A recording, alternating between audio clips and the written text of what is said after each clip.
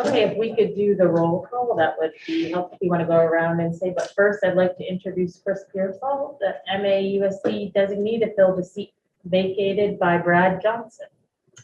Our co-chair, Mary Kate, will not be in attendance this evening, and nor will Tracy. So now we can go around and who's here.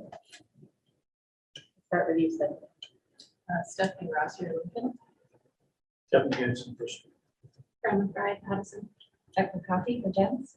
Keith Morrill for Jens. Morgan, Bristol. Martha DeGraff Canton. Lori Martin, Boarding Secretary. Bristol, Addison Northwest. Sarah LaPearl, New Haven. Patrick Green, Superintendent for MAUSD. And it looks like we have Erica and Liz and Ed on Zoom.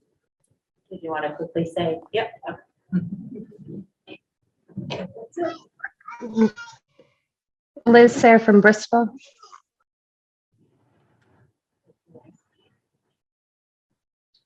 All right. I'm Eric. Okay. I'm from Ferrisburg. Thank you. Ed McGuire, New Haven. All right, that's everybody that is here. And the next order of business is to adopt the agenda. I move that we adopt the agenda. Okay, we have a motion on the floor to adopt the agenda for this evening. Is there any discussion? Having no discussion, all those in favor say aye. Aye. All opposed? Abstentions? Motion carries. Next on the agenda is to approve the minutes of the June 21st, 27th, and July 20th meetings.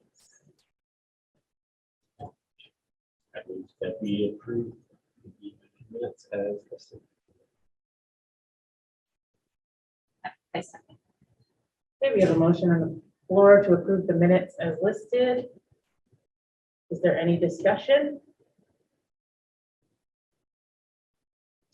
Having no discussion, all those in favor say aye. Aye. All those opposed? Any abstentions? Motion carries. Erica.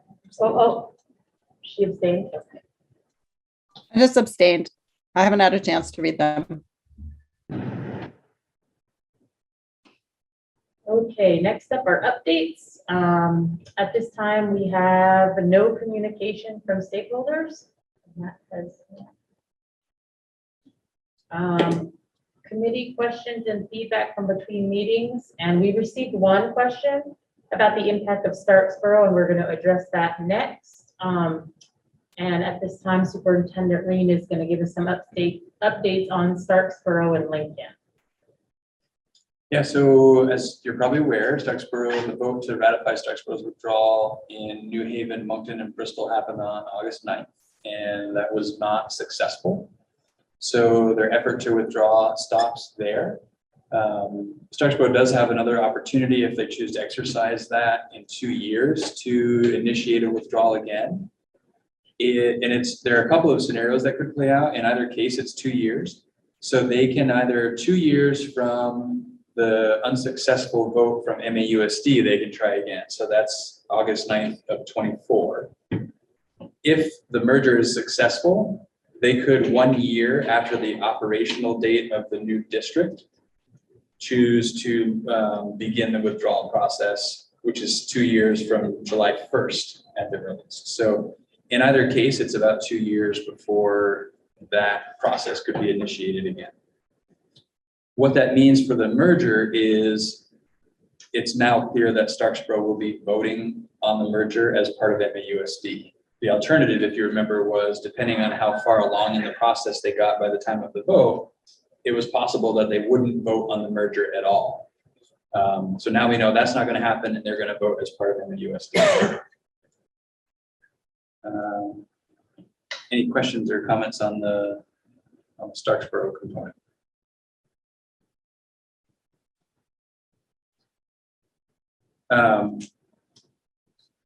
So in terms of Lincoln,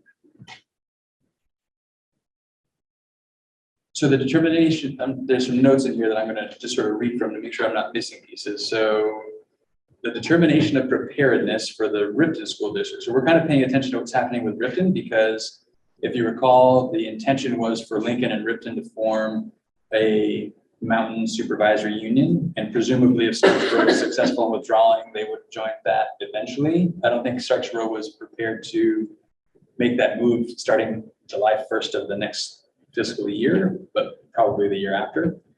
So with Starksboro not leaving now, and because the state board issued a pretty strong statement to Ripton about their lack of preparedness to begin operations as of July 1st of next fiscal year, it seems as though Ripton is going to be holding a vote to rejoin Addison Central. So if Starksboro doesn't leave, we know that's now happening. If Ripton is successful in rejoining Addison Central, that kind of leaves Lincoln out on their own, and the state board will need to figure out what to do in that case.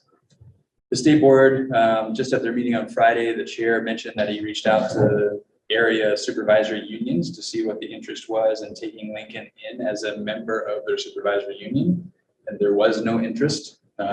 Each supervisory union gave reasons why they didn't think it would be in their supervisory union's best interest to take on another district.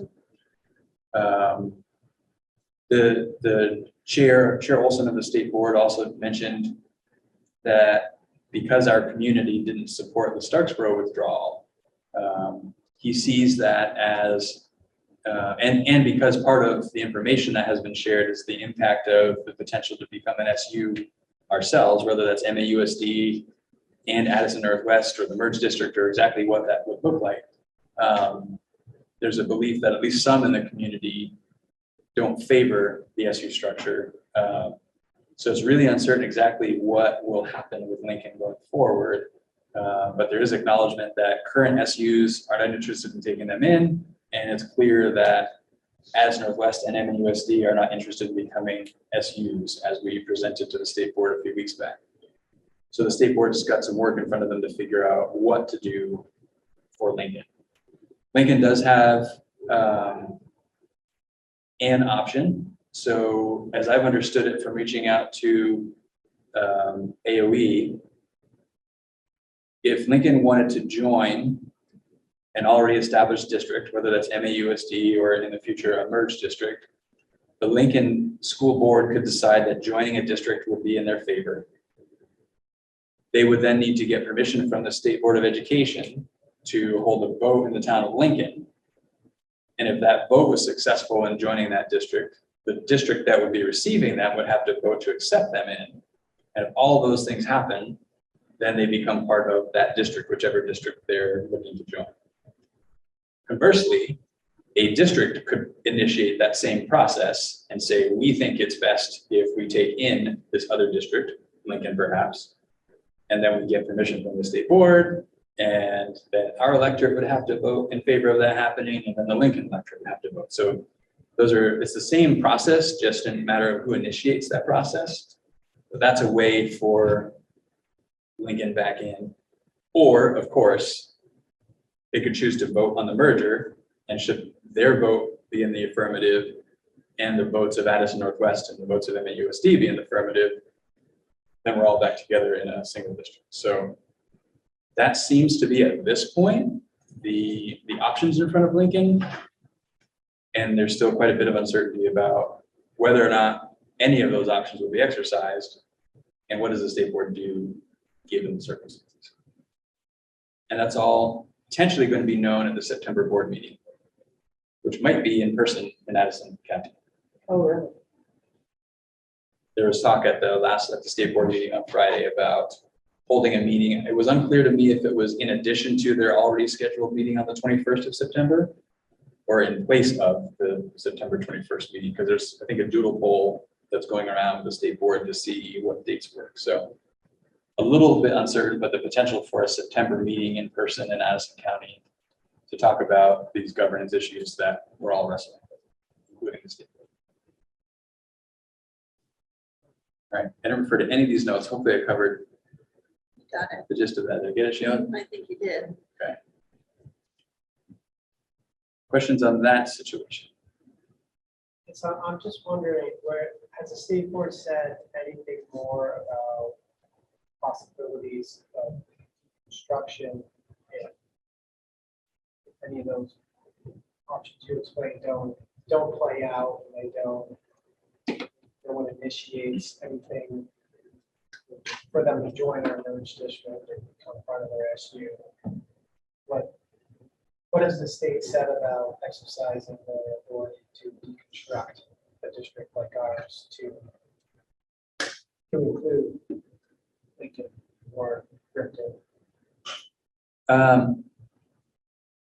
They haven't really said anything definitive at all, but they certainly haven't taken any options off the table, right? So their main authority is to create supervisory unions, and they are not taking that option off the table as a long-term solution to the instability in the governance in the region. Having said that, they are also saying they really, really don't want to deconstruct what they think of as the preferred model, right?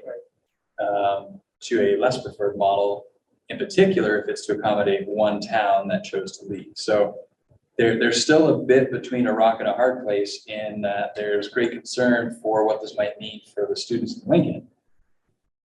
And they really don't want to go backwards in terms of the direction they think we should go as a state from the governance model. And so that really still remains the question, how do they respond given those difficult choices? And we might know in September. There's also a recognition that we won't necessarily know for sure the outcome of the results of a vote of Ripton joining ACSD or not until after the September state board meeting. So that to me suggested that there may be potential to push back any firm decision from the state board until after a vote in Ripton on whether or not to rejoin ACSD. And we're talking a lot about Ripton, and I think it's relative because it, I think, informs a lot what options may or may not exist for Lincoln. I will also say Oliver Olson in particular, and it's hard to know how much of this is the sentiment of the state board and how much is the sentiment of an individual member of that, being Chair Olson, but he was pretty clear, and I think others maybe chimed in a little bit too, at least maybe one other on the state board, that even a Lincoln-Ripton SU was not viable. So again, what exactly that means in terms of actions they would take is unclear. But even in sort of the best case scenario, from Lincoln's perspective, Ripton stays independent and they have the potential to join. That still sounded like that wasn't going to be an option the state board thought was sufficient.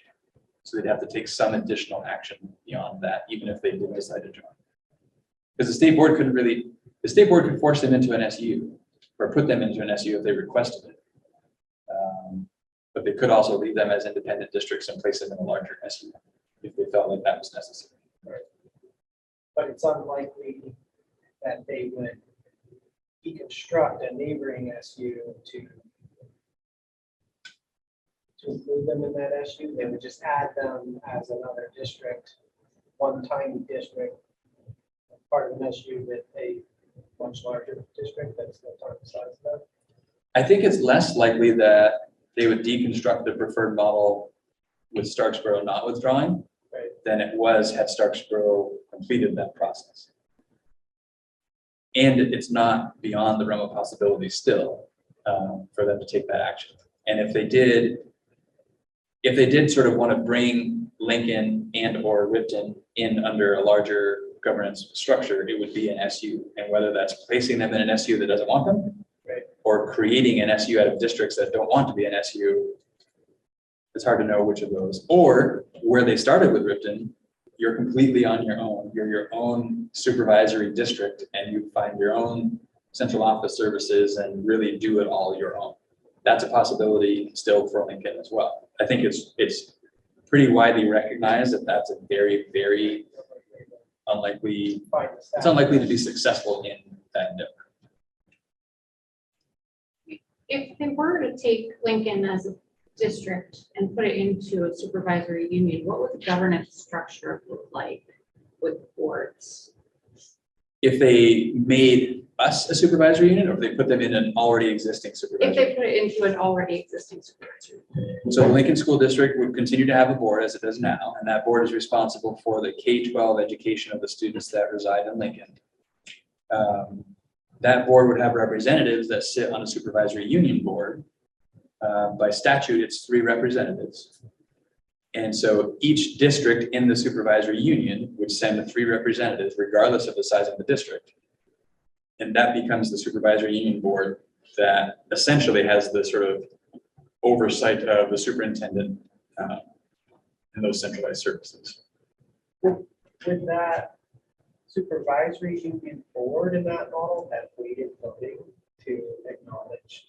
Not necessarily. I suppose it depends. They could, I guess, create that structure and have the weighted voting. It depends on how they were established, but presumably, in this case, Lincoln would be joining an already established governance model, and they would just sort of fit into whatever that model is. But again, by statute, it's simply 3 representatives, regardless of the size of the district that's sending. Now, there is a process in statute to change that representation, but the SU board would have to petition the state to change the representation of something else. So in the example where we're deconstructed, let's say the merger is successful. The Addison North School District would have 3 seats on the SU board. And if Lincoln were the other district in the supervisory union, the Lincoln School District would also have 3 seats on the SU board. So one would argue disproportionate representation favoring the Lincoln School District. Right. If that board, which has 3 members from each, agreed to petition to decrease the representation that Lincoln has and increase the representation Addison North has, it's likely the state would approve that. But it takes that board agreeing to do that. I just don't get why it's starting in that place. It's very disproportionate representation. I mean, it's a much less preferred model to have everybody deconstructed, but it's more democratic in that the representation is starting off equal. So if they want the more preferred model, why do they make that starting place for the representation? I think because of who has what authority, right? And so local authority is something that is very cherished in Vermont. And so that authority rests with the local entity. And I think that tends to be the default in many cases in the state of Vermont, where decisions tend to default to local decisions as opposed to decisions made at the state level. I think also with that is if you look historically, it was all small towns coming together as an SU. It wasn't like a union district plus a town, which is it's not addressed in the statute. Right. So it's historical perspective. Is anybody talking about amending these statutes to smooth the process out? Oliver Olson, I don't know that it was really in reference to this specifically, but Oliver Olson mentioned the sort of conundrum with Lincoln now, in particular, if Ripton's completes the process of rejoining ACSD, that he felt there may be some legislative action that's needed to really sort of, I don't know if it was really about correcting the situation or getting in front of future situations like this, but he made reference to legislative action may be necessary. Exactly what that means and if it includes this, it's hard to know. What that wasn't clear to me. I'm just confused still as to why they voted to allow them to form their own school district if they didn't believe they could be successful. The state board, Yes, they don't have authority to stop them.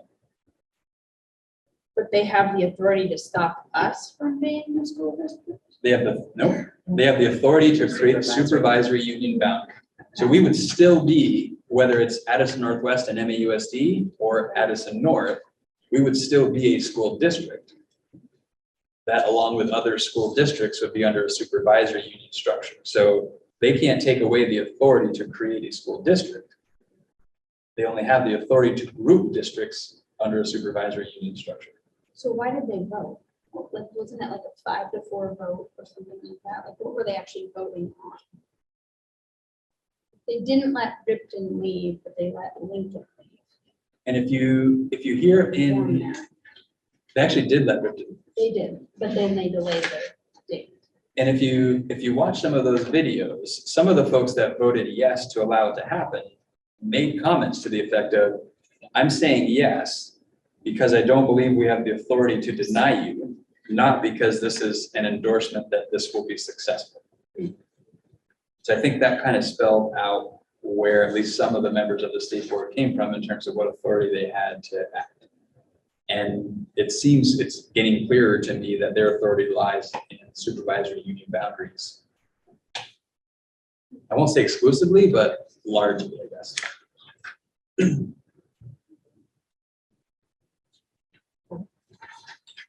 We got a couple of questions. Is Lincoln gonna be going through a gate similar to Ripton when they had just did and presented the plan and the state board made a decision on it? Yeah, so following the July 20th state board meeting, which is where they approved the articles of agreement for this merger study, Jennifer, I'm blanking on her name. She was the person who stepped in as chair because Oliver Olson wasn't there. She reached out to Lincoln to sort of have that communication and talk about the kind of information that the state board will be looking for. So they're waiting for, I think, that status report. Is there a due date? I'm not aware of it. I want to say in September is when they're expecting to hear something from Lincoln. I don't know that I could point to a meeting or minutes from the state board where that is clear. It's been more through conversations I've been hearing that there's a September date. Okay, and then the other question, have you talked about in the future, Lincoln could vote to join a district and the district would vote to accept them, or the other way around? Would that affect the district structure? So for instance, if they talk to a or the merged district being a supervisory district, they would have to follow into a supervisory district, or would that change the structure of the district? Yeah, I think essentially what we're talking about is the charter of the district. I don't think it would necessitate a change in the charter. I think the assumption would be, certainly the assumption I'm making from the communications I've had with AOE Legal is they would be choosing to join an already existing structure and they would sort of fit into that structure. So whatever governance model existed, they would fit into that. So it might mean looking at the makeup of the membership of the seats, but it wouldn't change from sort of a district to a supervisory union. It would be essentially, it's essentially a merger, I guess is how I was looking at it, but not necessitated by, it's not merging two districts and creating a new, it's one district absorbing another. So that's what, it's a different process. That's why it's not the 706 process that we're going through right now. Where we're creating a new from two separate, it's a different statute and process that they would follow to become part of one that already exists. Thank you.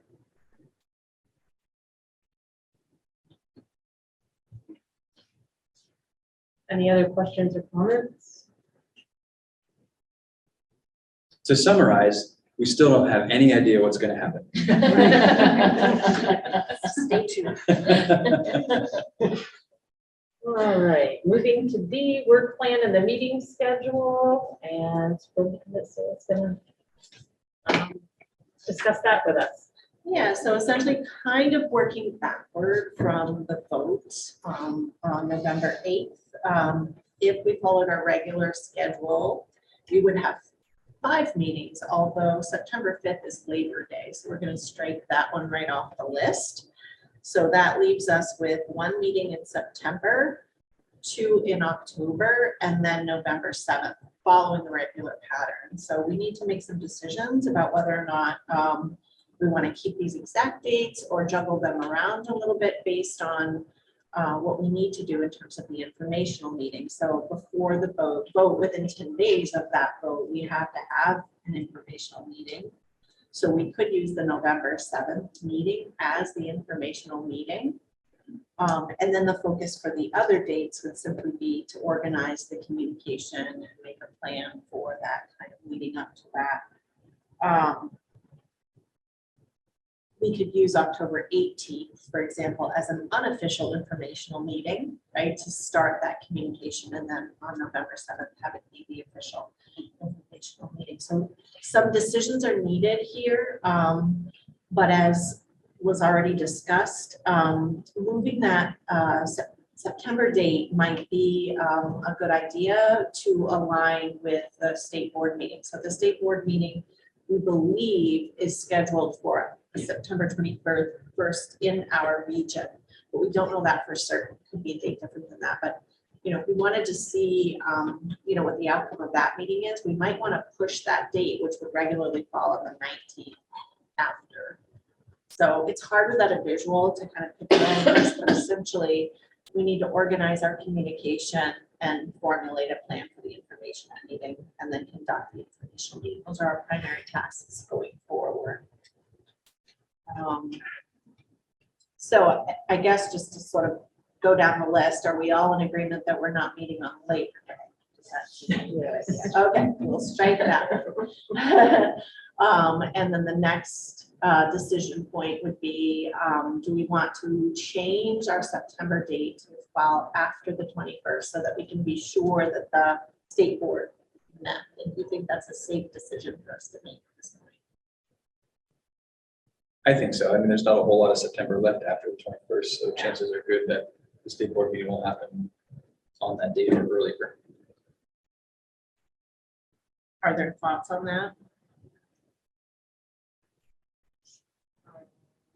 Keep 21st, and then if it ends up not happening by then, we just. Well, our meeting was the 19th. The state board meeting is the 20th. Oh, I'm sorry.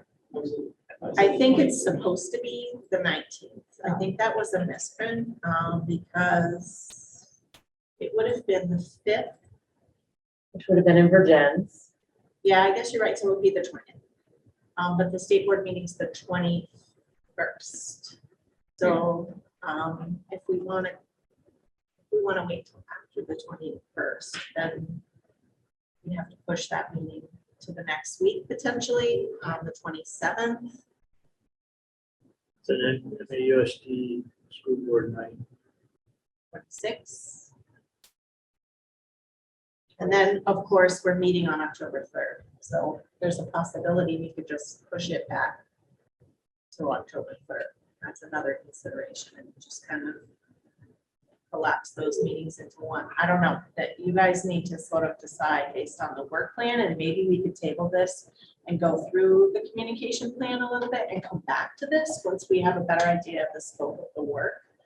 That's another possibility. We can circle back to this. Because there are some items on the agenda that are coming up that will inform the topics that need to be on the agenda for those meetings. I don't know. I think coming back to it after we know what needs to be done, I think that makes a lot of sense. Yeah. My recommendation would be that we hold the 7th for the informational meeting, just because it aligns so well with the vote, and we already had that in our calendars. So to me, kind of keeping the October and the November meetings kind of status quo, at least as placeholders for now, I think works well. And then I think the biggest question is just what to do about September. Because if we don't meet at all, that's going from now until, October 3rd, which feels like a long time during such a critical time period. So. And worth noting, as we're having these conversations, the responsibility for the informational sessions actually falls on the Addis Northwest Board and the MAUSD Board, because they're the organizing entities for the vote. Like, they're actually going to be the ones that warn the vote, and they're responsible for the informational sessions. What we're talking about is offering to those entities to host that informational session as the body that's done the work and can provide the information. It has already been providing information. So Just a clarifying question, but in my own calendar, previous work plan, like October, I've got October 3rd, but here on this draft work plan that's from the agenda, it says October 4th. Like, It says October 18th on my calendar, and the previous one, it says October 19th on the draft. Are those just off today? Are you on the bottom? Yeah, are you looking at this year? Draft 8/16/2022. Yeah, but go all the way down to the bottom, because that was the beginning of the year, Oh. last year. Oh, that's last We've year. been at it We've that been at it that long. long. Yeah, right, right. Okay, thank you. Now I understand. Okay, so I think we're just sort of holding on, firming up those dates. Yeah. And then we'll kind of move past that and then circle back to it.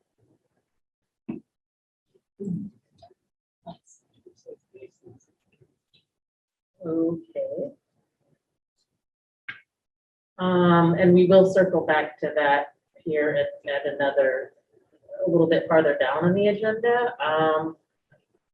Mary Kate and I will file the approved report with the clerks of ANWSD and MAUSD and Lincoln, because that's required by law, and we will send the committee approved warning at the same time. If we decide to present at a single official informational meeting instead of like a free and quote as part of the next agenda item, which we have to decide, we can also talk about this in that communication. So I have a question. Yes. I don't know, maybe we'll talk about it somewhere else, but Lincoln, I've heard rumors, Lincoln School Board has said we're not gonna bother to vote. Do we know the status of Lincoln's intent? They did communicate back a while ago that they didn't want to be referenced in the Articles of Agreement as an advisable district. So that was, I think, a pretty strong statement saying they're not interested in being part of the merger. That response came after the deadline for the report to be submitted to the AOE and kind of move through that process. So the response back to them was, it's already been sent, we're not going to sort of walk it back now. So it's going as it is to the state board, and then we'll move on from there. They can choose to vote or not vote on the merger still, but in terms of the articles, it still lists them as advisable. So now, a lot's happened since then, so whether or not that's still their perspective is unclear, but at that time, back in, I don't remember when that was now, early July, probably, mid-July, that was their position.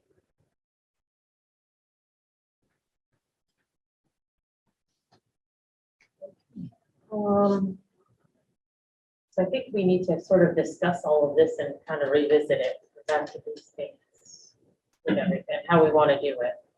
Right now, Superintendent Rain's going to talk about the changes to the board representation. That's board representation. And I think we covered this already when Dustin was asking that question about that representation, and if it's imbalanced, how do we address that? So I think we're good.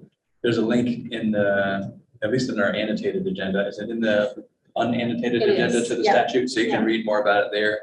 There are a number of bullets in that statute that speak to various authorities. The last bullet, I think, is the one that speaks to how you can change that representation. And in that, it says the SU board can initiate changing the representation.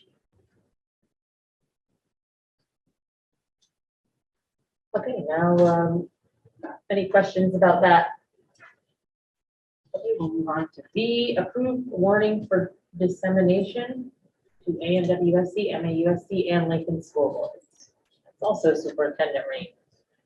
So this started out simple, then got pretty complicated, and then we made efforts to simplify again. So I offer you that context as we dive into this a little bit. So Lincoln expressed what we expressed, or what everybody mentioned before, in terms of not wanting to be referenced in the articles as advisable. So presumably they're not interested, and we haven't heard anything else. They're not interested in voting. So one approach in terms of a warning is to warn a vote that does not include or even mention Lincoln at all. However, the articles do have Lincoln in as an advisable district. So a different approach is to assume Lincoln might want to vote, and so we draft a warning that represents that. Because if you remember, With Lincoln, the board representation is different than without Lincoln. And even the language that says, do you want to merge, and who you're merging with is different with Lincoln and without Lincoln. So in conversation with Tracy, it felt like it's because it's in the articles and we want to sort of leave that door open to draft the warning, leaving Lincoln as advisable was the direction to go. If something changes in the next few weeks before the warning actually has to go out, the boards act on the warning, it's a relatively straightforward adjustment to the warning to take out Lincoln and readjust the membership, right? All the math has already been done. I think in the articles of agreement, it gives both scenarios. So it's really sort of a copy and paste in terms of the number of towns, the number of seats. I think Starksboro is the one. Lincoln in Starksboro has 1 seat, Lincoln out Starksboro has 2 seats. And then the weights that each seat in each town has is a little different. So it's a relatively minor adjustment from a clerical perspective. If we get clear communication again from Lincoln that in the new context that we find ourselves in, they still don't want to be in there, we can adjust that. But for tonight, I think what you saw was an MAUSD warning that assumes Lincoln is going to vote, an Addison Northwest warning that assumes Lincoln is going to vote, and a Lincoln School District warning. So this is, again, is this committee taking on the responsibility for drafting those warnings, sharing it with entities that ultimately have to own them and vote on them and move them forward. So it's kind of doing the legwork for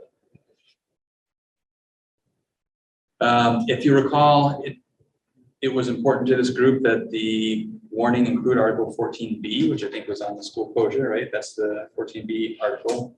So that's in there. And maybe we'll just sort of stop there. I know you just had those shared with you today, so you might not have had a chance to look at them. But I'm happy to answer any questions that you might have if you did get a chance. Can you clarify the steps if these need to be revisited as far as the board is concerned, the boards are concerned? So if say, for example, these are approved at the next board meeting and then something changes. I think once they're approved as warnings by each board, that's what's going forward, unless the board holds another meeting to retract that decision and make a different decision to go forward. Is there a chance that the state will suggest strongly to Lincoln that they should hold this vote, the Agency of Education, or? You might argue they have already. So I'm thinking back, I don't remember if it was the July 20 meeting or something prior where it must have been the meeting prior, because the state board suggested, I think pretty strongly to this group that it include in its articles of agreement Lincoln as an advisable district. So to me, that's the state board saying, we think that's something that Lincoln ought to be considering, and we hope you'll include them in this process, which this group did. And it's still out there because that's how the articles were approved. So I think in that comment, they made their position clear on the role Lincoln plays in this. Oh, sorry, Yeah, just to no, follow if up you with that. continue, yeah, go. That's one thing. Are there, like, I don't know who's making the decision in Lincoln not to hold a vote, but I'm curious if there is like another sentiment within the town that says, let's just see how it plays out. And maybe we should just hold the vote and then we know. So procedurally, so the Lincoln School Board, Lincoln School District Board, has the authority to warn a vote on the merger. And they also have the authority to not warn a vote on the merger. The other mechanism is for 5% of the electorate to petition to vote on the merger, in which case it has to be warned and voted on. So either the Lincoln School District has to warn the vote, or 5% of the electorate has to cause a vote to be warned in order for the vote to happen. It does say shall. The vote is mandatory, it's a shall, not may. With 5% of the electorate? Is that what you're referring to? the next step in the process is the vote by the electorates, and the statute says shall warn the vote. For the necessary? I wonder if it differentiates necessary versus advisable. Maybe, I don't think the language stretched that far, because this was not even contemplated, I don't think, under. We're definitely exposing some gaps in legislation, I think, in this process. I guess I just wanted to be clear, because I don't think, like, our boards, for example, it's shall, not may or may not. Yeah, it's not, it really isn't a question, I don't think, at least in the back and forth that I've been a part of and heard from other people that were part of between like legal and AOE legal and everything.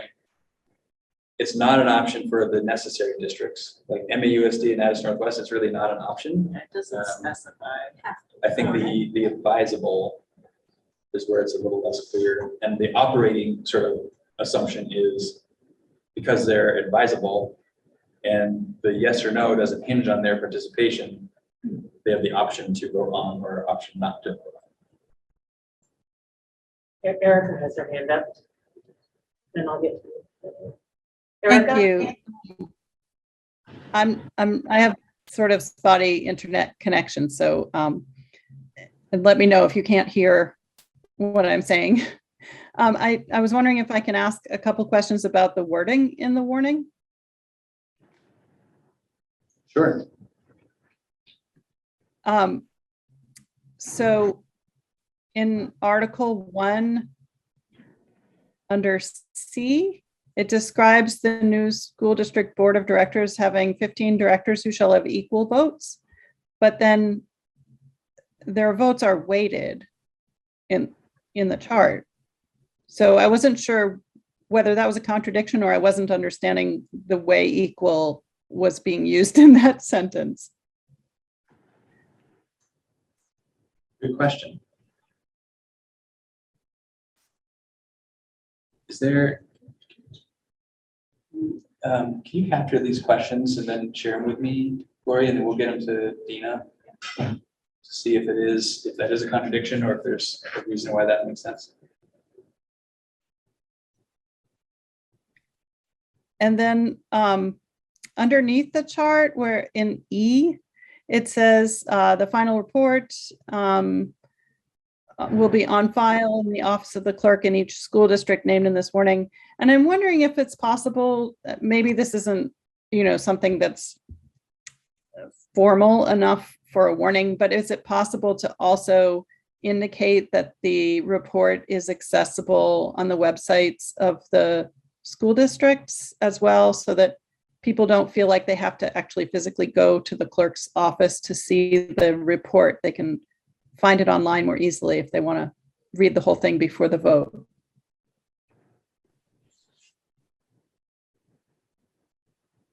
Yeah, I don't see anything prohibiting adding that language. I think the only question is strategy in terms of overpromising, but that doesn't sound like too big of an ask to me. Well, I think it's already there, right, on the school district websites. Yeah, I think you were probably right. Thank you. Gavin. She took my question.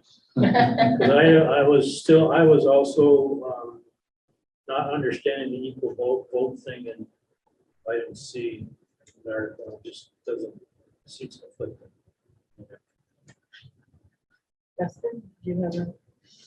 I did, so Lincoln, as an advisable district, if they were to vote on the merger, if that's what they decided, would their votes then be commingled with all the votes of all the other towns, whether it passes or not, or would their vote just be for them to decide if their town is joining the merger or not, should it pass? That. So if Lincoln chooses to vote, the results in Lincoln are for Lincoln alone. They're not commingled. So if you think about it as districts are voting, so the Lincoln district gets a vote. It's either yes or no. MAUSD gets a vote. It's either yes or no. And Addis Northwest gets a vote and it's a yes. We need a yes from Madison Northwest and a yes from MAUSD for it to happen. Lincoln can be a yes or a no. And it doesn't change whether or not the district is formed. Because if if MAUSD and Madison Northwest both say no and Lincoln says yes, doesn't matter, the merger's not happening, so. 710 does say necessary or advisable Shall vote. shall vote, subject to the provisions of subsection 706 C, proposal to form study committee, etc. And 708B, the voters of each school district identified as necessary or advisable shall vote whether to form the proposed union school district as follows. Board, do you mind capturing that question as well? We'll ask Tina to confirm. I put it in the email. I just want to put our boards that would leave us. Right, it's just a matter of if they have to warn the vote or not.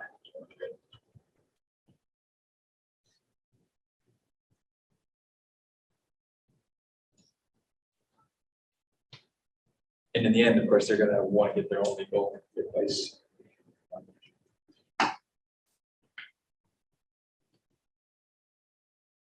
Any other questions?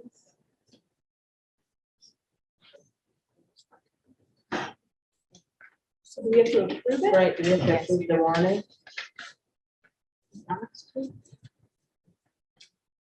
Yeah, I think it's, and it can be sort of approve the warning, knowing that we have a couple of those questions to get some answers to. And depending on the answer, we make the changes to make sure that this is the way it needs to be. So maybe we can do a thumbs up. All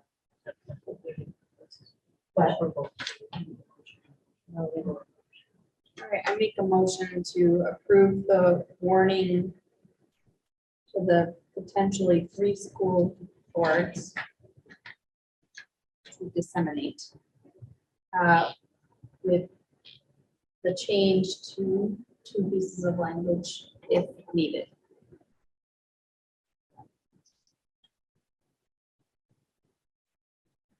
Second. Okay, we have a motion on the floor to approve the warning for dissemination with the caveat the 2 pieces of language get changed if needed. Okay. One of those pieces is about weighted voting, Right. and the other one is about where you can find the articles or the report. Is there any discussion? Ed?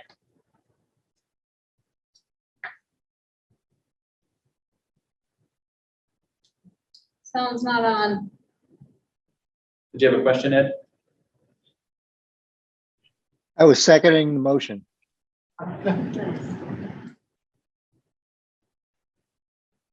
Having no further discussion, all those in favor say aye.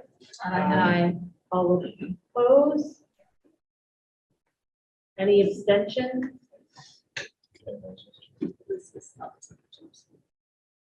Motion carries.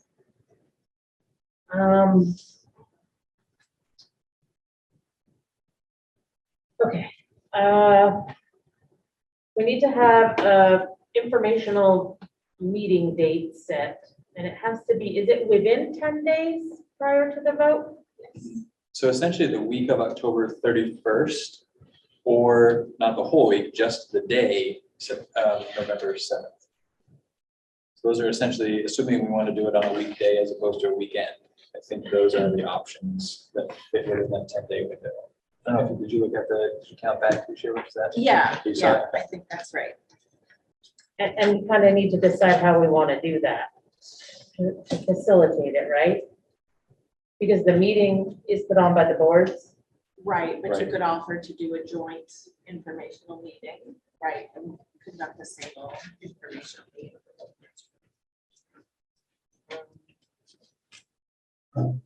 Days prior, boy, that's. How does everybody feel about having that informational meeting on November 7th? Yes. I'm a little bit confused, before I state my opinion on 7. So we will have an informational meeting and then each school district will have an informational meeting as well? Or- It'll be No. a single, it could be a single joint meeting for both boards that you support and help facilitate. I think is the vision here. Right. This board doesn't have a legal obligation to hold an informational session. It's more an extension of support to the 2 districts that will. And saying, if the 2 districts want to coordinate and have a single joint informational session, this is this group saying, we're willing to run that for you, even though it's technically your meetings. So those 2 boards have to come up with a meeting date or agree with whatever meeting date we determine. Right. If this committee said, we'd be willing to facilitate the informational session for you, and we have November 7th set aside to do that, if you want to work together and have a joint meeting on the 7th, that's sort of extending that offer to help with that process. And then you're also saying, and here are some draft warnings to help you with that part of the responsibility that you have. I think I'm not a very quick thinker, so I'm thinking, but that the 7th is way too close to the Yeah, voting like date. anybody So doing absentee ballot will have already voted. that's Well, true, but yeah. at the same time, you could be having informal, and that's part of our communication plan going forward. So Tracy had shared like a menu of options and, other things for this group to consider, like we did before, reaching out to the teacher group, reaching out to student groups, and, those could all be sort of more unofficial, informational, sessions, but not the official. This in the official capacity is not unlike having the informational meeting the night before town meeting day, which we've done in the past, right? By then, the budget information has already been communicated. That's not meant to be your first look at any of the issues. It's really just the obligation we have through statute to do that. So I would expect the other things you design would be more well attended almost than that. But you could also push it back and do it on a date different. So it's up to you. Do the, Right, within 10 days, right. So that's the tricky part. everything has to be 10 days prior, within the Just 10 the days. official, official informational meeting, that's part of the warning and whatnot, has to be within the 10-day. This really is like our last thing we did, right? Not, Right, it is a. not our only thing we did, right? But It doesn't because even you have to be the information. last. This is your legally required, Yes. and not even yours. This is MAUSD and As Northwest and Lincoln's legal obligation to hold an informational session within 10 days. Are they in one location or are we doing, would each board hold their own that we would kind of go to? I think those are some of the logistics. I think the idea is I one think location. one would be beneficial for this purpose. Yeah, and then people can hear the questions and have them answered, and you guys are the ones that, kind of have more of the information to answer the questions. I guess that makes sense, then the 7th for those 3 boards is what I recommend for them. And we do something like for that. Free swim I like it. at the town aid pool. So are we allowed to do something like a video like we did before and like allow that for Yep. distribution? Absolutely. Okay, because I do think, sorry, Now, go ahead. Finish keep it up. thinking, Kevin. So I guess that to follow on with Sarah's, I think where Sarah's going is in the little outline that Tracy put together. We are recommending this merger as this. So do we, and do we have to kind of, can we like pitch that, or do we have to kind of keep it even keel? Similar to a school board question for a vote?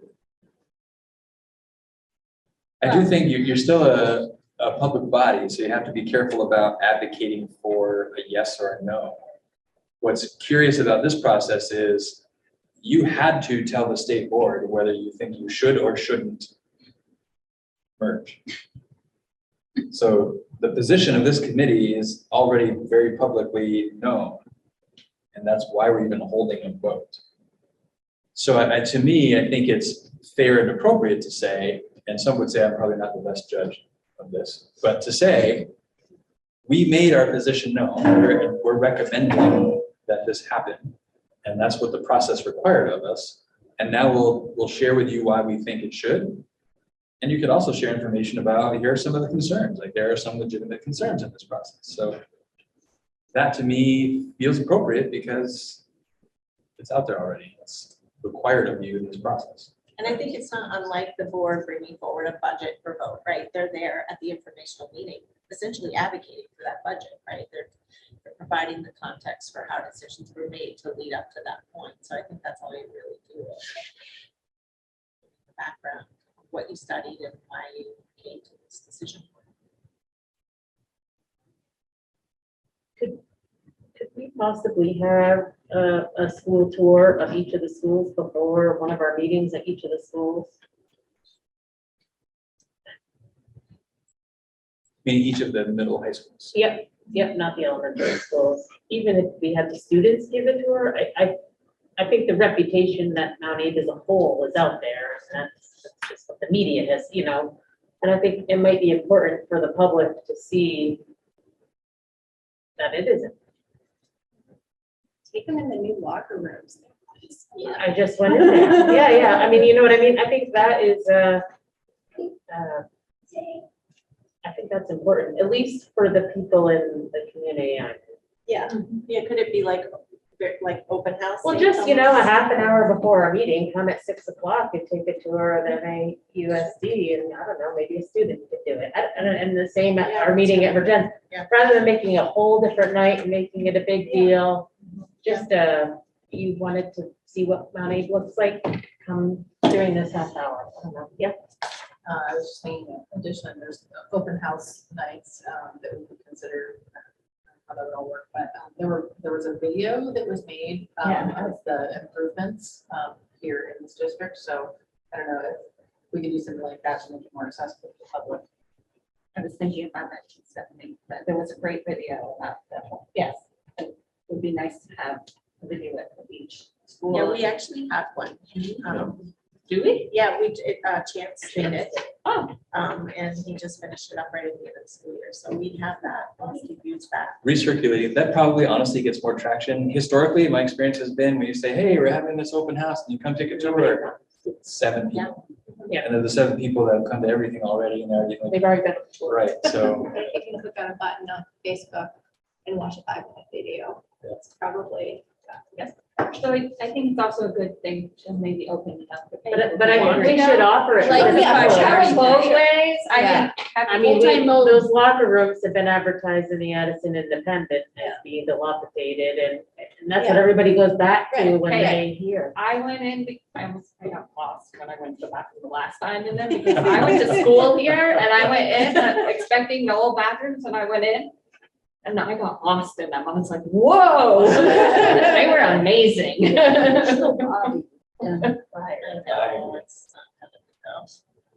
But I think that's important to give the option. I don't know, and it should be easy if we did something really informal. I'm not talking about juice and cookies. I'm talking about just a quick open house, or not even, I don't know. Have a few students there. Yeah, give a tour before our meeting. They probably won't stay for the meeting, but.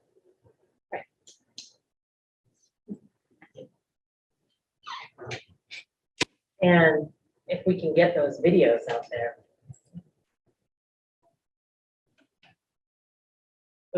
That's just like that. I did see about a flyer or a mailer, and I know that would cost money, but I do think for the senior citizens in our area, from what I experienced, read their mail. They don't get on Facebook as much as they, So point of order, Thank you. Oh, yeah, well, we're talking are about, we talking, what information item are we meeting. on here? We're on information. but this is part of informational. I think that what you're starting to generate is the ideas under the communications and stakeholder engagement. 'cause Oh, those are yeah, all the probably, things yeah, to yeah, kind yeah, of, yeah, that we were. We can do candidate petitions. We talked about Yes, dates for so information. where's the official informational meeting gonna land? Do we wanna aim for the 7th for that? I don't know Kevin's. No, I'm well okay. enough I mean, you explained it very interpret well. Your Yeah. facial expression, so. I wish I did, but no. No, I'm okay with it. Eric, you asked me. And I still feel like it's very close. Since it's so close, it's important to emphasize that it's not the only meeting. I mean, just, I don't know, I worry about the appearance of it.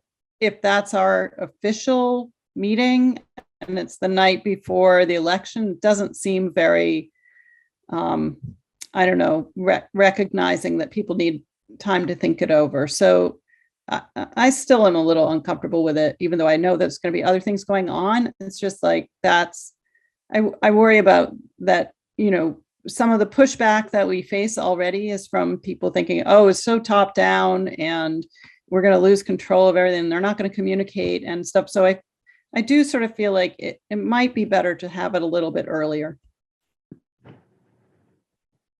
Like the 1st or the 2nd.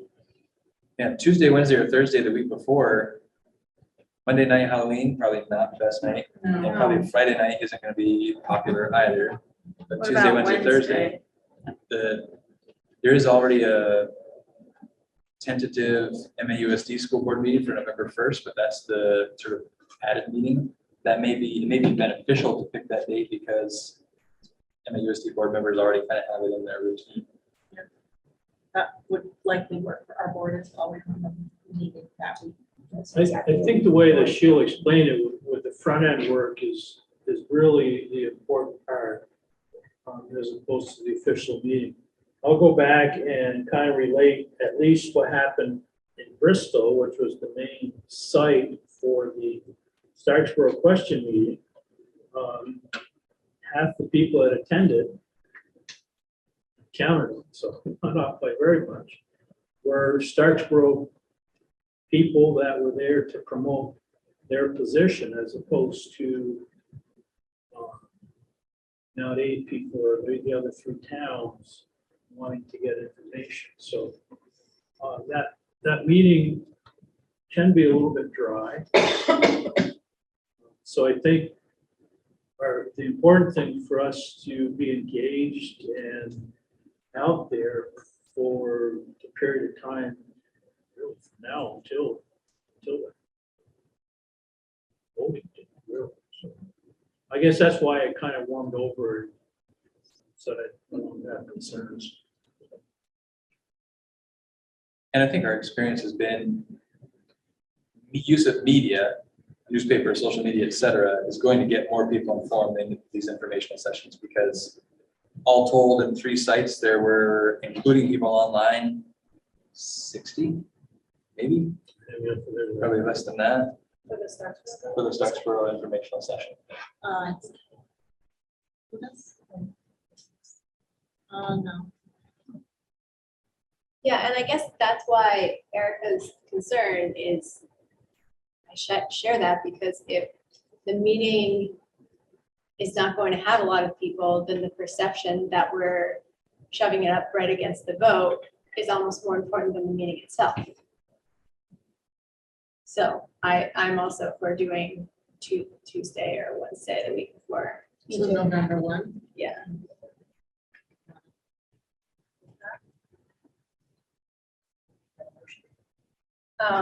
I make a motion to move the meeting to Tuesday, November 1st. Second. We have a motion on the floor to move the official meeting to November 1st, 2022, at a location to be determined, or is there any discussion? It may not be a bad idea for this group to think about location because you represent both districts sitting at one table already.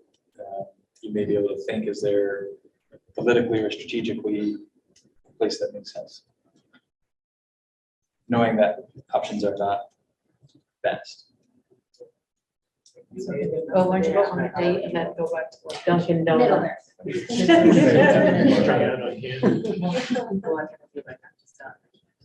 So, yeah, we have to finish that one. Is there any more discussion? I can't see very well. Nobody online. Okay. So actually, if November 1st, I would make the triple book, which is not the end of the world. One being school board meeting.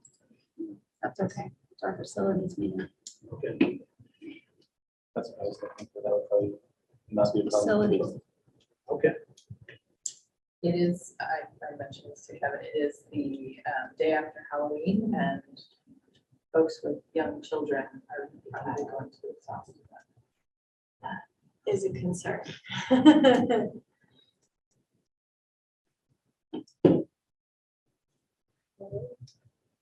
All those in favor of having the meeting on November 1st, say aye. Aye. All those- Aye. Thank you. All those opposed? Okay. Any abstentions? Okay, the official meeting will be November 1st. At a location to be discussed. Right now. Would it be appropriate to suggest the board chairs discuss and make a determination of the location? Because Oh, they right, and this first is a have to- suggestion, right? We suggest this date. Well, you're offering, right? Yeah. Yeah, yeah, So yeah. I think Patrick and I could take the lead on coordinating this with the board chairs in terms of location, et cetera, if you're all right with that. And we're flexible with if that date needs to be changed. Right? Like Right. to the second. or the Right. third. They're the ones that actually have to decide where to put this. And we could even, what we did for the Starksboro was have sort of a primary site, and we had satellite locations, but it was all under sort of the umbrella of one meeting. And that may be something, given the bigger geographical region. that we pull on. Okay, candidate petitions and elections process. Yeah, so important to remember that also on November 8th, so we have to vote for whether to merge or not. And simultaneously, people are going to be voting for board members for Addison North School District. So should the vote happen in the affirmative, we'll know on that same day what's the makeup of the board, who's on the board. So we have to advertise for that, make sure people know they can run to be a board member. And thank you to Glory for her work in preparing both sort of a flyer that we can put out about becoming a board member. And so I want to think about how to distribute that as we're distributing lots of other information about the merger vote. And then also an ad that can go in the paper, letting folks know their opportunity in the process to become a board member. And if you click on either one of these links, it kind of lays out what the process is. You have to be a voter in the town where they reside. And of course, that town has to be within the district. And they have to have a petition signed by 30 voters or 1%, whichever is less. And they have to have their consent of candidate form to go with that. And that all has to be submitted with their municipal clerk no later than 5 p.m. on October 3rd. So these flyers kind of lay that out. Can I ask a random question? Can a current board member run to be on that board, or does it need to be someone different? No, I think current board members, I'm thinking about the Act 46 process, and we had that same thing happening where in a transition period, the former boards continue to exist to operate the entity, and the new board forms to begin to kind of ramp up, and you can sit on them.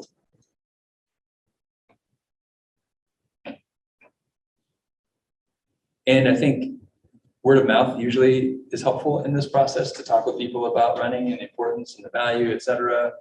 Obviously, the optics of lots of vacant seats, like to not like nobody's running. It probably doesn't look well when people go and they're looking at their ballot and like, oh, so nobody wants to run for this district. I'm choosing whether or not to support forming. But on the flip side of that, this board will end up being smaller than the two existing boards. I think this is going to be 15, right? Yeah, but we've got what, 15 on our side of the house and Other than smaller than the combination of the two. combination Yes. of the two. Yeah. Erica has her hand up. Erica? Thank you. Just a quick question. In a case like Ferrisburg, where there's 2 seats and we're starting with staggered appointments or staggered terms, if you wanted to run for the school board, how do you know if you're running for a 1-year seat or a 3-year seat or a 2-year seat? I think your petition is specific to one of those seats. You're either running for the 2-year or the 1-year or the 3-year seat in your town. Many towns only have one, and others that have more than one, you're selecting specifically which one. So that implies that it's also a benefit to sort of coordinate with other people in your town who might want to run for the board. So it's not like you have 3 people running for a 1-year seat and no one running for a 3-year seat. Exactly. If that were to happen, though, the new board would have people to go to consider appointing.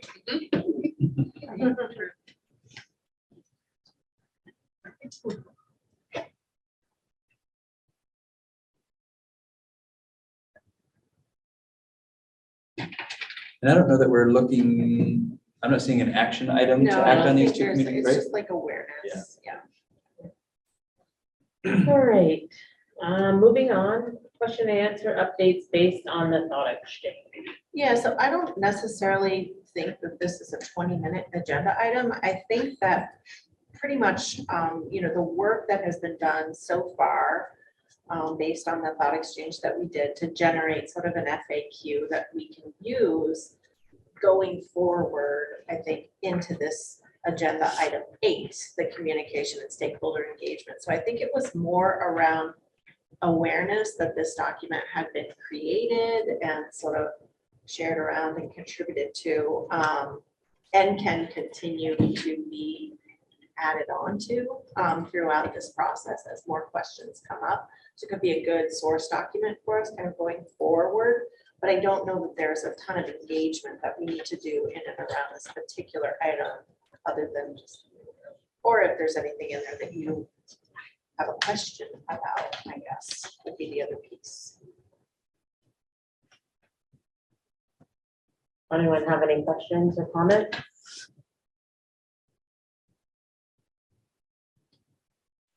Okay, communications and stakeholder engagement, that's also superintendent.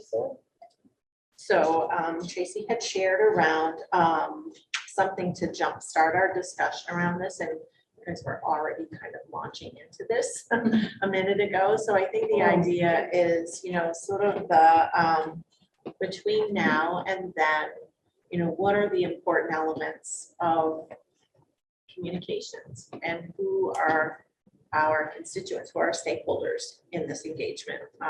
And I know that we want to consider staff and students as well as the general, community members or folks that may not have students in school. So, kind of thinking about how to broadly share this information and, what seems reasonable at a really busy time of year for people too. It has to be, I think, doable. And then I think kind of based on that, we could circle back to the September and October meeting schedule to help facilitate the process of sharing the information or developing the information. So those would be the things that I would toss out there.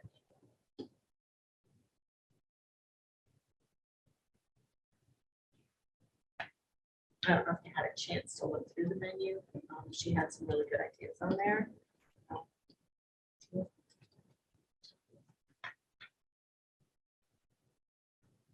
So this is a random thing. When anybody from any town types in our committee, they don't actually go to a common website. Is that the truth? Or have I just not been there? Like, I see it's posted as a sub-page on Right. both districts, but they're not identical. And I'm just curious if that is a place to maybe, Show we can merge? yeah, be a little cohesive. I don't know. Like, if that's a possibility to do that. I think the thing that would make that challenging unless we do a Google site or a WordPress or something like that is just like the domain name, like in Right. short order. It's not unworkable, but we would need a domain name and we kind of get started. Steals our domain name and then we have to buy it from them. But yeah, I I might mean, need it anyway. we could start looking into that. I just don't know that we have a ton of money to commit to develop, a real website can cost tens of thousands of dollars. Right. But again, we do a Google site, a WordPress, something like that, can launch just do on something one of our basic. pages. Yeah, Something simple. just a landing page and a repository for this information. Yeah. Yes. Could look into that. Or even if one district's got linked also maybe into the other or vice versa. I don't know. Oh, that's Just true. like, It's yeah, not ours, it's not like- theirs. Yeah.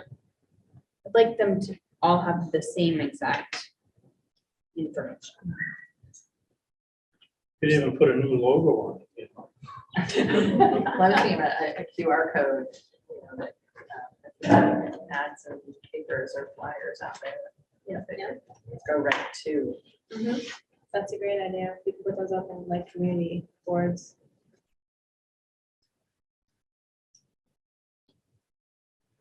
Do we have a budget for anything? We don't have any money. I did. Lots of people have really good skills. Yeah, So I think I was it's- thinking of a mailing or a poster with a QR code that we could put around. So this may be where it's important to remember that the legal requirement to distribute information about the upcoming vote is not the merger study committee's responsibility. MAUSD has money, as Northwest might have money for mailings and Yeah. distribution of information. And we could ask them or recommend or come up with something. But we would want them to be the The same. same, right. We don't want to send it to one set of towns and not Nope, another. nope. I have to share the cost. Right. And And- how much does a postcard mailer generally cost for us? Prices have just gone up. I think we're up to 40 cents each. Yeah. And they don't go to everybody either. No, they do. They do, even the Yeah. outskirts? Never do. Well, it would do the whole district. Oh, yeah, okay. So it would go to all 5 towns for us. And last time we did a full mailing, it was close to 3,500. I was gonna say, we're at like 5,000 to 7,000, I think, Yeah, from, makes sense. in terms of printing and postage and like, so typically we send to the printer, here's what we want. Yeah. And they print it and they mail it and they do Yeah. everything. Yep. That total is probably 5 to 7. Maybe we have one house in each town, hand them out for Halloween. I guess That's a my great perspective idea. on this has always been, to spend a combined, say, $8,000 to save potentially $5 million a year, Worth it. I would make that investment all day, every day. Yes. I like the idea of a QR code, just to provide additional information. It's so easy to do now. Think of all generations. Yeah. I still don't know how to do it. Sorry. What kind of phone do you have? Oh, I can do it. I can do it. I just. You can practice have on to the look it tennis up. court. Yeah. I have a question about all of this too. Heading back to school and teachers are going to start peppering me with questions. I just know this heading back into the building because as I go into the building even now, and there aren't that many teachers in the building, they're like, oh, what's happening with the merger? What happened this summer? You know, you went to the state board.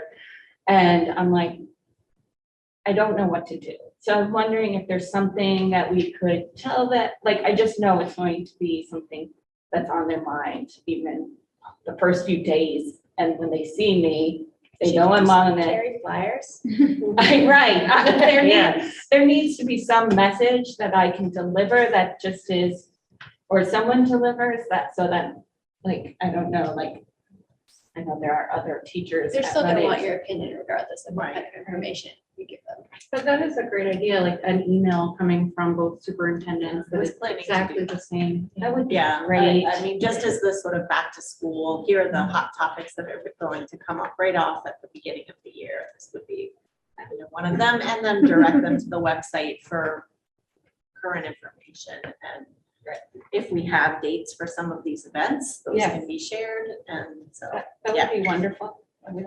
That would make me feel a whole lot better. yeah, I will.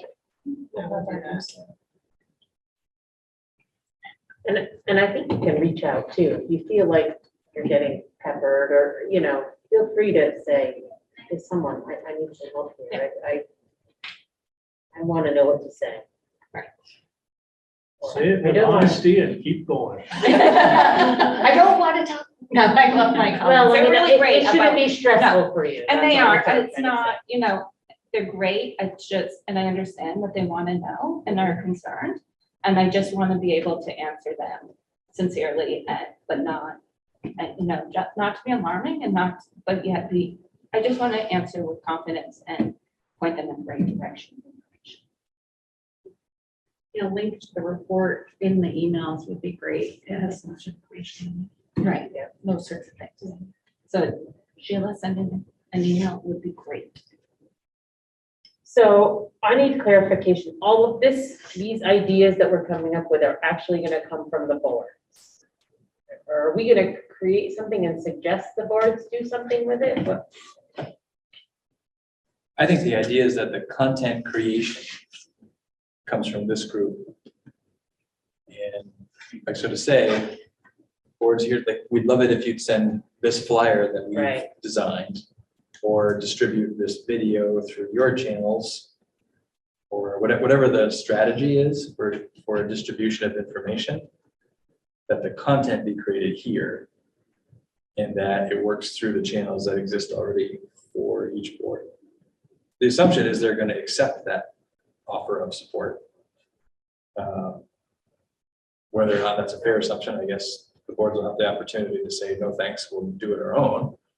I don't think that's, like, MAUSD has their board already here doing this work, so. I actually think that the responsibility for stakeholder engagement largely rests with this group. I think it's the legal responsibility of the board to make sure the vote gets appropriately worn and that we follow the statute around that. But I don't think that the boards can take on the responsibility for stakeholder engagement to answer questions that have come in. You have the information. And I don't know that they haven't been part of this process. So I think you're not necessarily, you know, I think it's a little bit confusing because it's almost like written like an ad campaign, and more so I think it's about information sharing. So myth versus fact, that's what I'm seeing here. It's just like, how do you get the right information out in front of the voters? You've done all of this work. It's now culminated. You've got this, this report, and you just want to share as much information about it as possible. And I think that that rests with you all personally.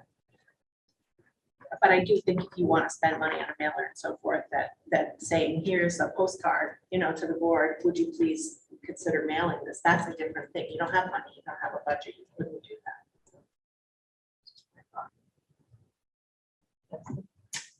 I know MAUSD has a community engagement subcommittee of the board. Can we tap into them to support this, or are they doing that already? I don't really know what that subcommittee's been working on. I think Addison Northwest has something similar, and they haven't, I don't think this has not been a priority at this point. There's been conversation about it, but there's not been really disseminating information, I don't think, actively on this topic. They've had other things that have been keeping them busy. What would you envision this?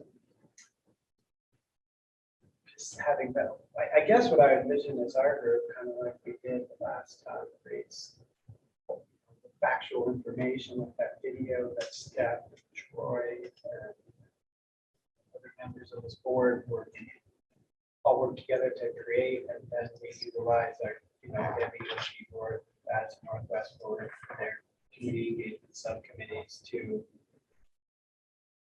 circulate it around and publish it and get it out there in the community for us. I guess our role is just to get the accurate information out there. Somebody told me, they were asking, well, how do I find information about the merger study committee, the work they're doing, and they used the term, they said, they called it a circular firing squad, how things are all shared in web links and Zoom links and then docs that have links to links to links, and it's all the same people who are accessing it and attending the meeting, so it all kind of dies. Not in a lot of people agree. At least from this person, there's that sentiment that there's a lot of information, but it's all in a small circle of people, and to get it out, so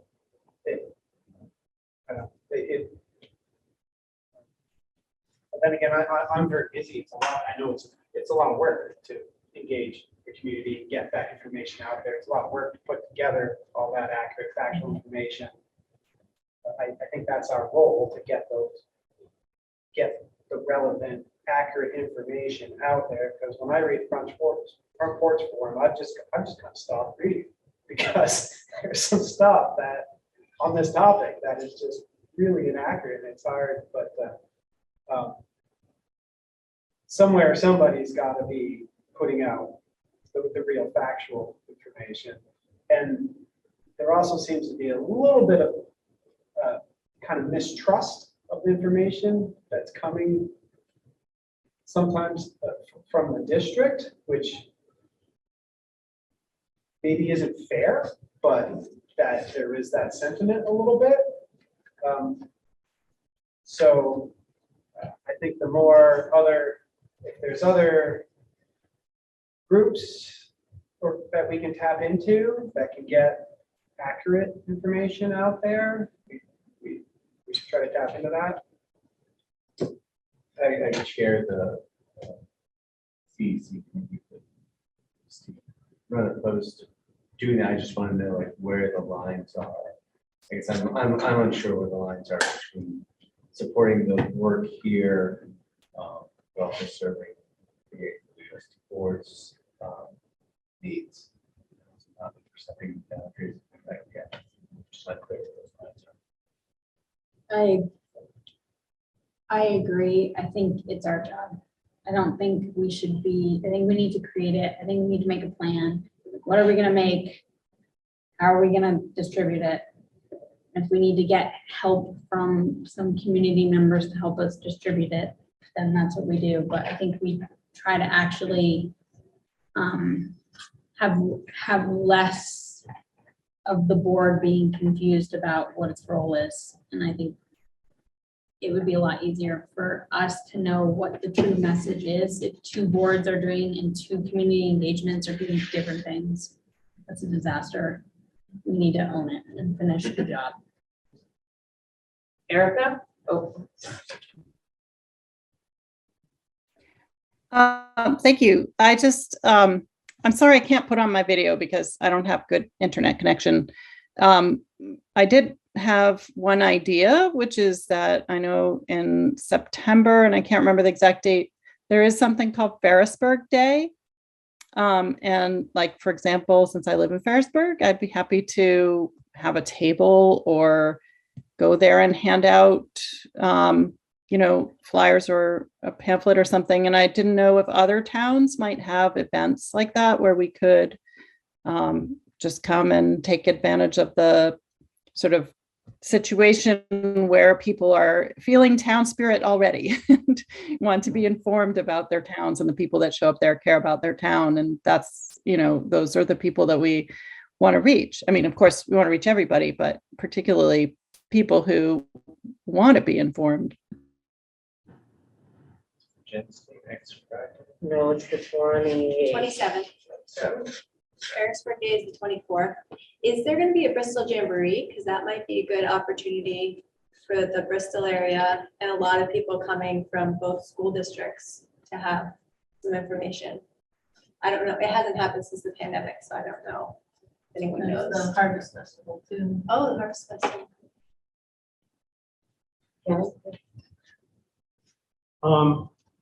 So I've got some things and they're not necessarily pretty, they may be kind of curt. There's from my point of view, there's two levels that we need to communicate out. And we talk a lot about what I'll call the official level, where we have all this information that we disseminate through websites, Q&As and that sort of thing. But there's also another current of information that goes around, and it gets into a lot of emotional things. And those are the kind of things that show up on front page forum, and if they don't go if they go unchallenged, it just like ends up being brush fire, So I think when we think about things, we need to think about two levels. We need to think about the official level where we want to make positions, we want to have information out there. We also need to think about that tactical level, if you will, where quite honestly is damage control. And some of the issues that will I would envision come back. I don't think Starksboro's done with how we want our town vote, and it's a bridge of trust that this merger study committee is not giving them the town vote. I think that's going to come out real hard, real fast. There's people that sputter a little bit about transportation.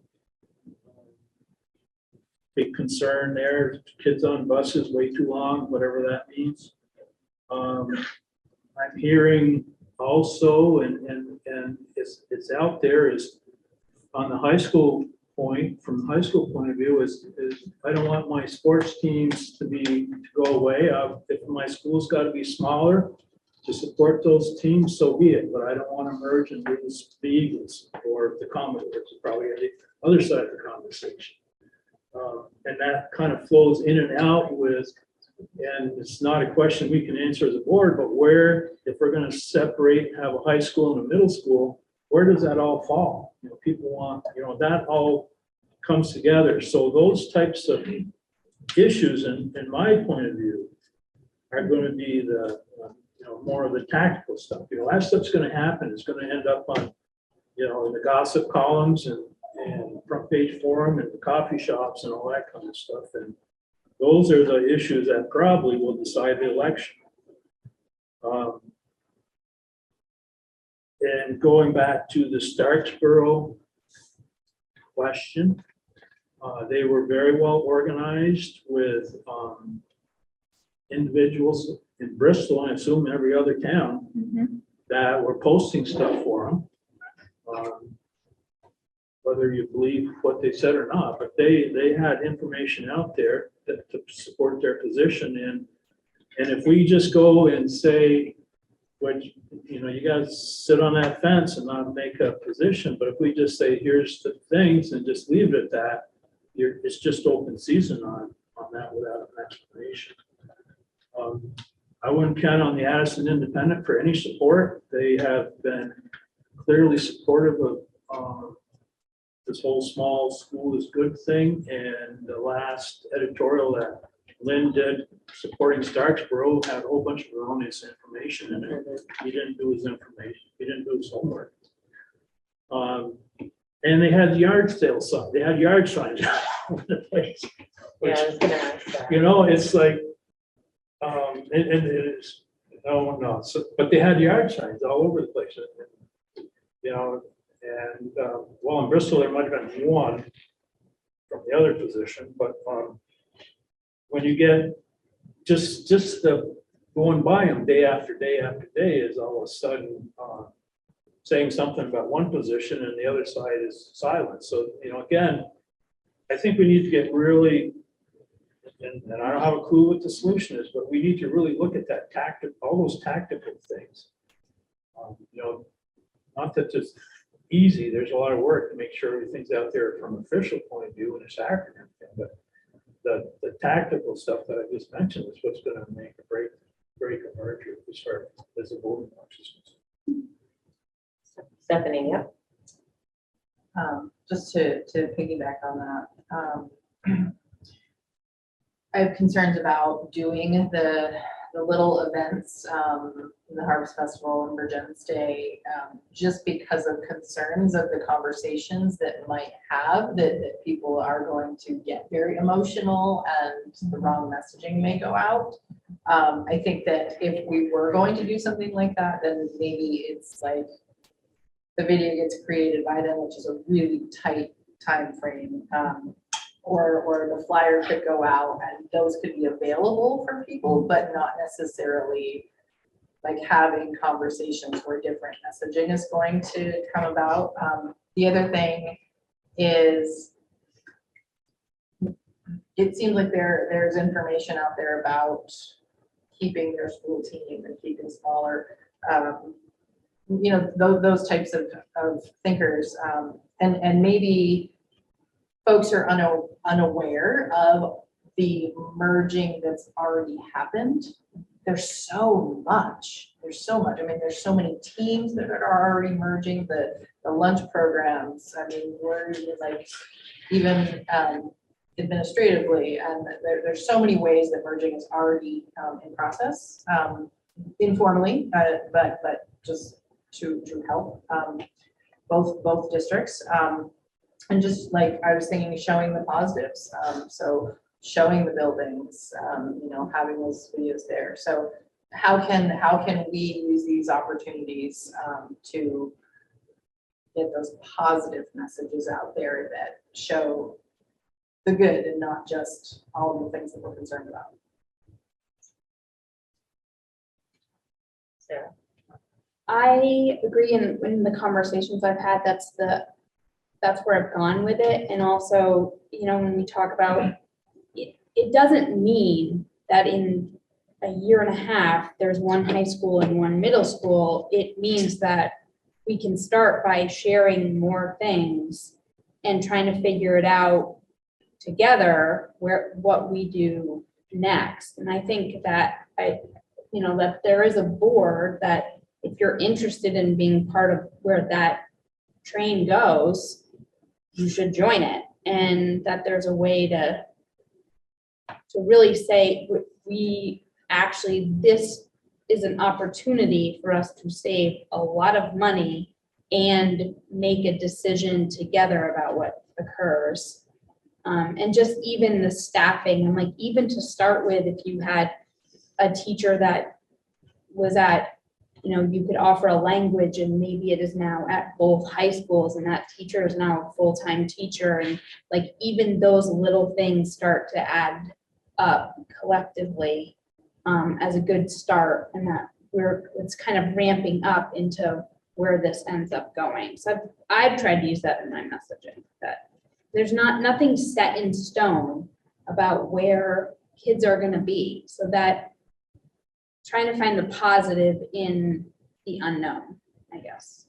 A suggestion I might make, kind of like going forward for this group, and kind of circling back to those dates that we were looking for, is, sort of to build up what Kevin's saying, there's almost like two lines of communication you're considering. One is more informational. You're sharing out factual information, maybe in print, maybe this postcard, sort of that kind of thing. And the other is to strategize around other opportunities, I think, to have more of a back and forth with people to kind of address the things that could be brought up in, say, like a forum, something like that, where you could get, a little deeper into the emotional issues.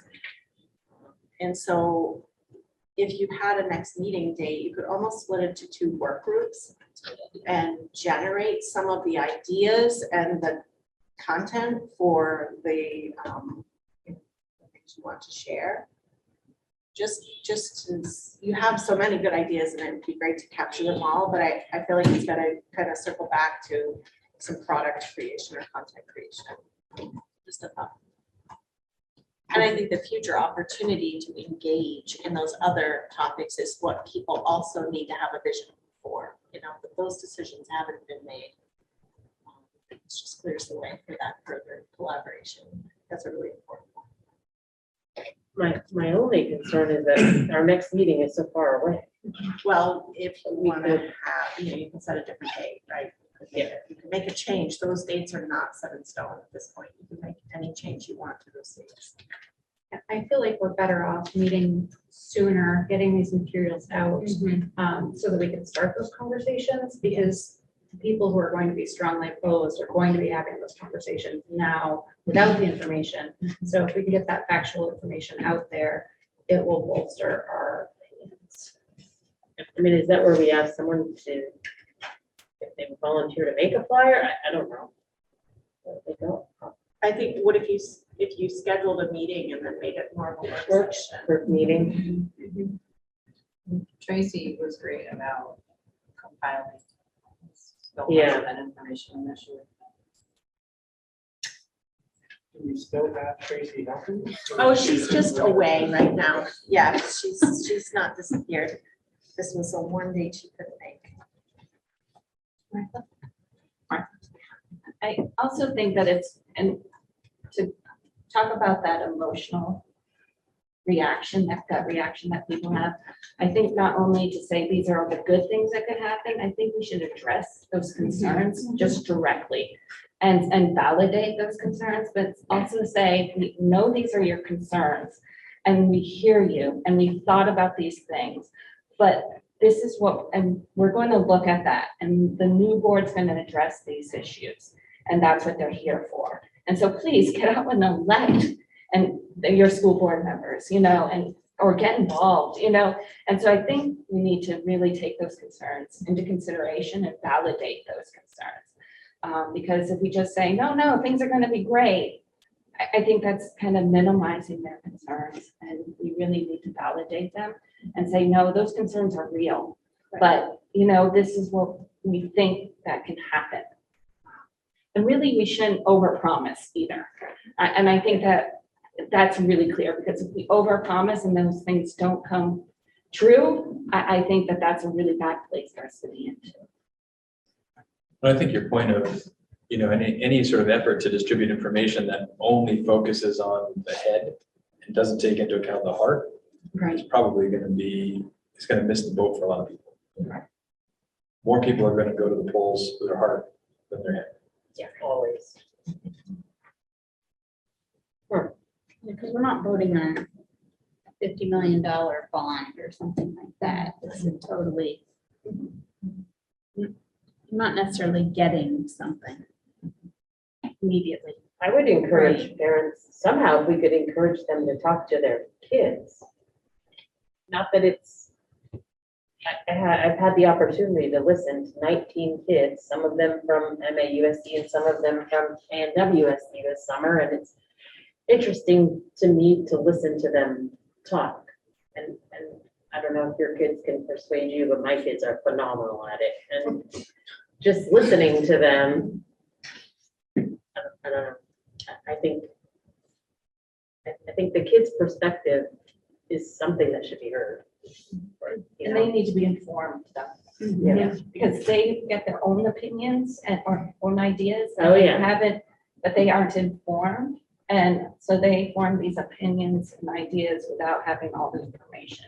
So I really think that getting them informed sooner rather than later is a really good idea. Letting them know what's happening is a really valuable thing to do. They have to pay taxes now. What? I said they haven't paid taxes. Right. No, but they're influencers. If the students get a well-done email as well, where they could get briefed, at least upperclassmen, about what's happening and where the information is. And if they don't, can they do that? Because my son is gonna be 18 in November, so he's gonna be gonna be- voting. Right, there's the word. So there are some people that are still in school that will be voting.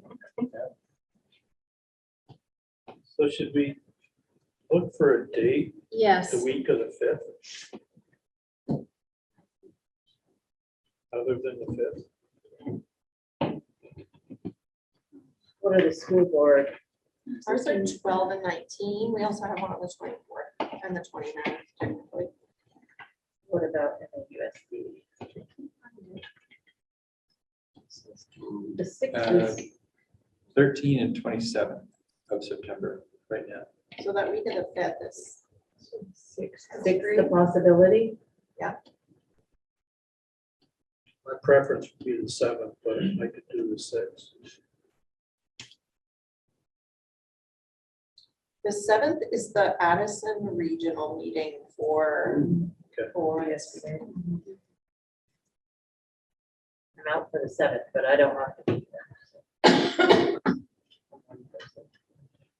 So that, wait, our choices are the 6th? the 6th or possibly I guess the 8th.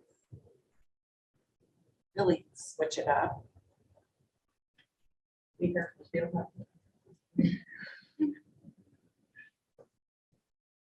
Either one.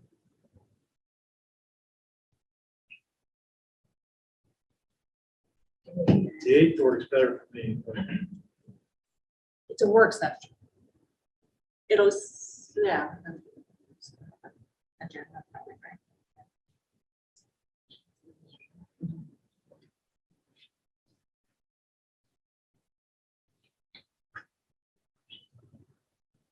Could it also be organized in advance a little bit about what maybe people would be interested in being most effectively participating in?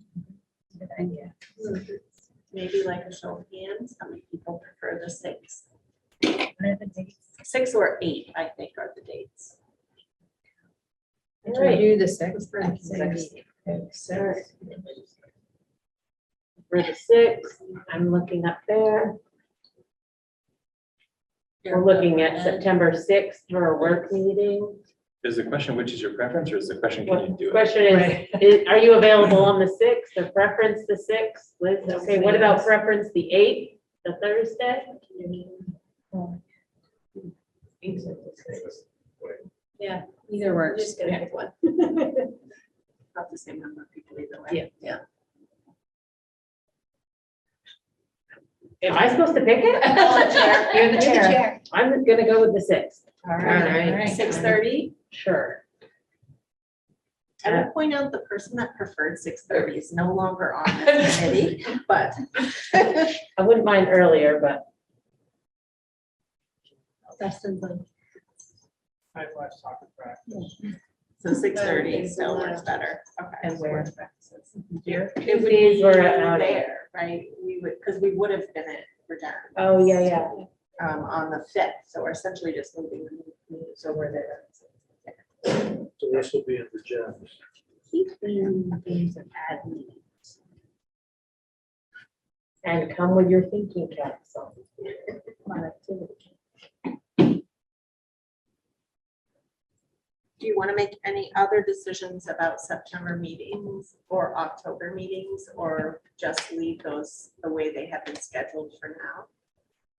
So that would mean the 19th is still on the calendar, right? Or is it 20? Sorry, 20. And then October 3 is still on the calendar. And what am I missing? 8. So we can just leave those for now and not make a decision. Even the 20, even though we know. Well, we think we know. Oh, yeah, okay. So, yeah, if we're meeting the 6th, we can make that. How far in advance do we need to inform the world that we're going to do it? I think our work is more important than what the state board might be doing, so I would hold that 20. If we need Yeah. to meet again afterwards. Or we could meet on the 21st. Right. On the Right, same, like we did. same night after. You will be meeting potentially on the 3rd of October too, so. We need to get this done. And I'm not sure there's an action the state board would take that would necessarily change course even. Sure. Okay. Okay, I think that's good.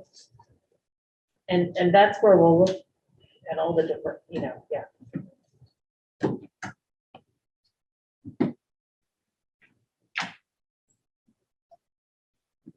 So basically, the work meet, we'll split into some groups and where everyone is comfortable and go from there.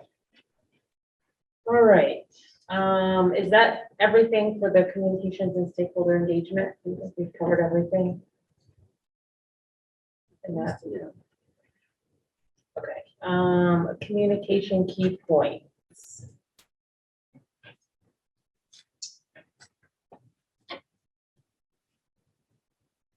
Tentatively approved warnings.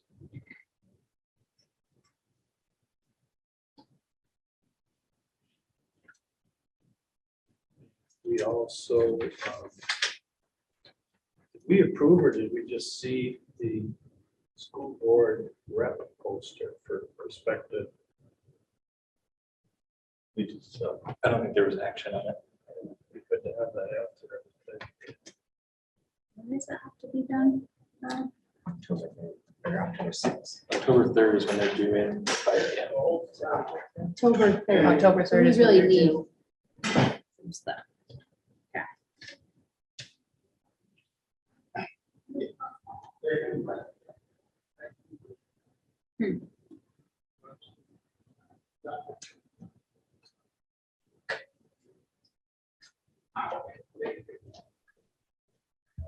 Anything else?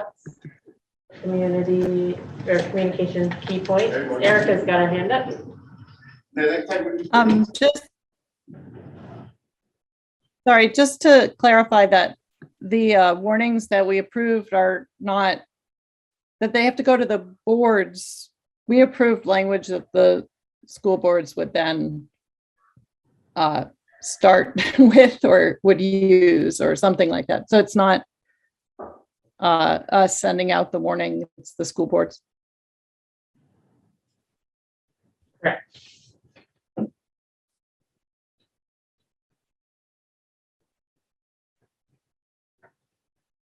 Anything else people want to add to the communication key point? Like that we discuss communications, how we're going to communicate everything.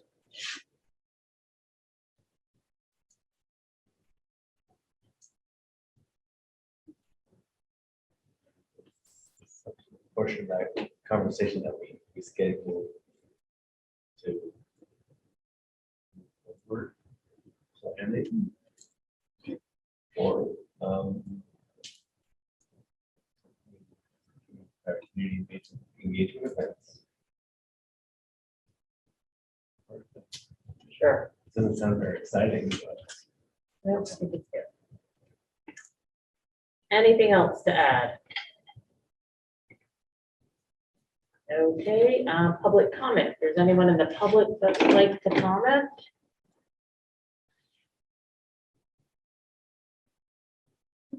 Nope, I'm not seeing any public comment. If I can get a motion to adjourn. Motion on the floor to adjourn. All those in favor say aye. Aye. All opposed? Abstentions, motion carries.